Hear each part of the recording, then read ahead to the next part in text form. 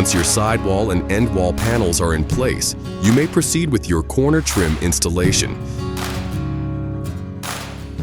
In this video, we will be installing our corner trim with a wainscot sidewall. The corner trim will be identified on your sheet metal trim package list as corner rake trim at corners. At the end wall corner, measure from the base trim to the bottom of the purlin. Repeat this measurement for the sidewall corner up to the top of the sidewall panel. Lay out your corner trim so that you can mark the end wall side measurement with a speed square. Next, mark your sidewall measurement. Finally, mark your roof pitch. The following chart will help you determine the dimensions needed for each pitch before making your cuts. In our example, we are using a 4:12 roof pitch.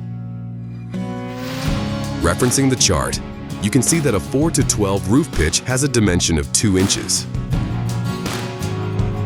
This dimension should be marked along the corner trim, as shown here. You can also use a speed square with a built-in 4:12 slope reference as demonstrated here.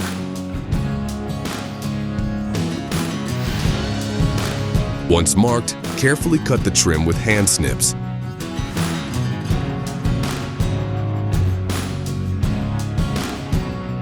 Since our sidewall has a wainscot, you will also need to notch out the corner to fit around your wainscot trim.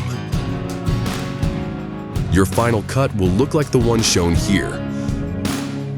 If you have any questions about these measurements or how to cut your trim, then please contact the experts at Worldwide Steel.